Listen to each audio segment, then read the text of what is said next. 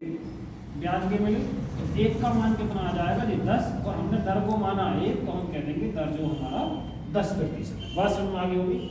देखिए ए ने बी को 5,000 रुपये 2 वर्षों के लिए दिया और तथा सी को 3,000 रुपये 4 वर्षों के लिए। टोटल जो ब्याज मिला वो 2200 मिला, वो कह ब्याज।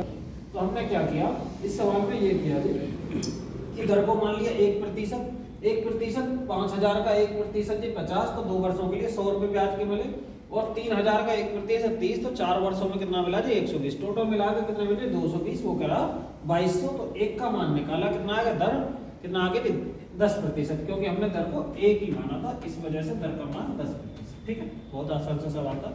अब आइए नेक्स्ट सवाल पर। आप 105 कर देना, फिर नेक्स्ट के लिए 5 जोड़ते जाओ। यहाँ पर 110 कर देंगे, उसके बाद भी 5 जोड़िए 115 हो गया।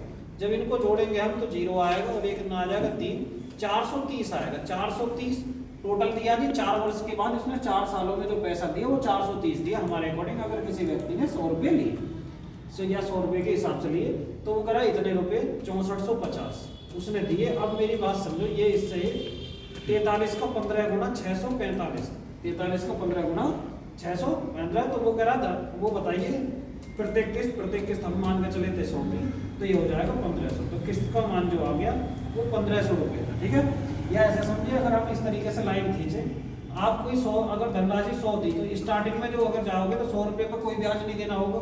उसके बाद यहाँ आओगे तो 1 साल बाद तो उसको 105 रुपये देने होंगे 100 के। अगर इसके बाद तीसरे साल में देखेंगे तो ये जो साल जैसे जैसे बढ़ती जा रही है ब्याज ऐसा बढ़ता जाता है। अब 10 रुपये ब्याज बढ़ गए 110 जाएगा, अब फिर उसके बाद 115 ब्याज का जाएगा। इस तरीके से जो किस्त बनती है वो बनती है। पहले साल आपने देखा होगा जब आप ब्याज कहीं से लोन लेते हो तो पहली किस्त वो तुरंत कट जाती है, उसमें ब्याज नहीं लगता। फिर 1 साल बाद उस बचे हुए धनराशि में ब्याज लगता जाता है। इस तरीके से किस्तों की बात होती है। तो यहाँ पर किस्त कितनी की 1500 रुपये है। ठीक है, क्वेश्चन नंबर 39 पर आइए। देखिए क्वेश्चन नंबर 39 में क्या, कितने वर्षों में 16 सही 2/3, कितने वर्षों में 16 सही 2/3% वार्षिक दर से किसी धनराशि का साधारण ब्याज मूलधन का बराबर हो जाएगा। वो कह रहा है कि साधारण ब्याज भी बराबर हो जाए और मूलधन भी बराबर हो जाए। पर उसने ये बात कही है कि 1 वर्ष में, उसने क्या कहा जी, उसने कहा है 1 वर्ष में 16 सही 2/3%, 16 सही 2/3% वार्षिक दर हो जाती है। कहने का मतलब ये है कि वर्षों में वार्षिक दर ये है। अगर धनराशि को अगर हम ये कहें कि मूलधन जो था वो 100 रुपये था, 100 रुपये था जी, तो 1 वर्ष में 16 सही 2/3% वार्षिक दर है। तो 1 वर्ष में कितना पैसा हो जाएगा, वो मूलधन का 16 सही 2/3 रुपये हो जाएगा। अब वो कह रहा 100 रुपये की बात कर रहा है, इसको प्रतिशत को मैं हटा दूं या सीधा 100% निकाल लूं, 16 सही 2/3%। तो हमें 100 के बराबर करना। अब मेरी बात को ध्यान से देखिए, 16 छिक्का 96, जब इसका 6 गुना करेंगे तो 100 रुपये हो जाएगा। 1 वर्ष में 16 सही 2/3, तो इसका 6 गुना करेंगे तो इधर कितना आ जाएगा 6 वर्ष, क्योंकि इधर भी 6 की गुणा कर दी, इधर भी 6 की गुणा कर दी, तो 6 वर्ष में क्या हो जाएगा जी, वो 100 रुपये हो जाएगा। क्या जी, ब्याज हो जाएगा और वो मूलधन के बराबर हो गया। तो इसका आंसर कितना हो जाएगा 6 वर्ष। बहुत आसान सा सवाल है। ठीक है, थोड़ा सा लॉजिक लगाना आपको सिर्फ। 1 वर्ष में 16 सही 2/3 रुपये, अगर 100 रुपये धनराशि है तो कितने वर्षों में 100, तो इसमें 6 की गुणा इधर कर ली, उधर भी 6 की, तो 6 वर्ष में 100। बात समझ आई। उसके बाद आइए क्वेश्चन नंबर 40 पर। देखिए क्वेश्चन नंबर 40 में क्या, दो विभिन्न बैंकों से 500 रुपये, दो विभिन्न बैंकों से 500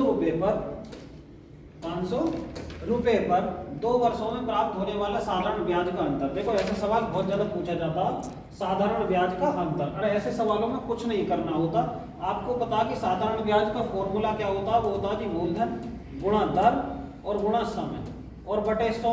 इस तरीके से करते हैं और बराबर क्या आ जाता है जी साधारण ब्याज। आपको ऐसे सवालों में कुछ नहीं करना, जहां आर लिखा हुआ वहां आर दरों का अंतर हो जाएगा और जो साधारण ब्याज है वहां पर भी डी लगा दिए कि हो जाएगा साधारण ब्याजों का अंतर। अगर आपको दरों का अंतर दिया गया तो आपको साधारण ब्याज का अंतर देगा, यदि साधारण ब्याज का अंतर दिया तो आपको दरों का अंतर पूछा जाएगा। देखो धनराशि कितनी है जी, धनराशि 500 और दरों में अंतर कितना जी 2.5 यहाँ करा, और ये ब्याजों का अंतर दे रखा, सॉरी दरों का तो अंतर पूछ रहा हूँ।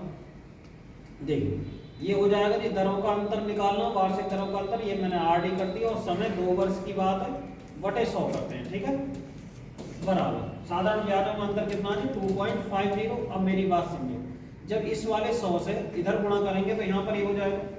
अब ये देखिए 1 0 से 1 0 कट गया, और 25 दूनी कितना, 50 दूनी 100 हो जाएगा जी। आरडी बराबर कितना होएगा, आप मेरी बात ध्यान से समझो, 25 इधर बचा और ये 50 के गुणा जब 2 में करेंगे तो कितना आ जाएगा जी, 100 आ जाएगा। कुल मिलाकर ये आएगा 0.25। 0.25 क्या आया जी, वो प्रतिशत आया। तो हम कह सकते हैं कि उनकी जो दरों में जो अंतर निकल कर आया 0.25% आया। दरों में जो अंतर निकल कर आया जी 0.25% आया। आपको कुछ नहीं करना है ऐसे सवालों में, सिंपल फॉर्मूला लगाना जो होता, और यहाँ पर या तो दरों का अंतर आरडी कर देना, उधर साधारण ब्याजों का अंतर एसआईडी कर देना। अगर आपको दरों का अंतर देगा तो आपको साधारण ब्याजों में अंतर पूछेगा, साधारण ब्याजों में अंतर देगा तो मतलब दरों में अंतर पूछेगा, और कुछ नहीं, और बेसिक कंसेप्ट वही से करना है, ठीक है।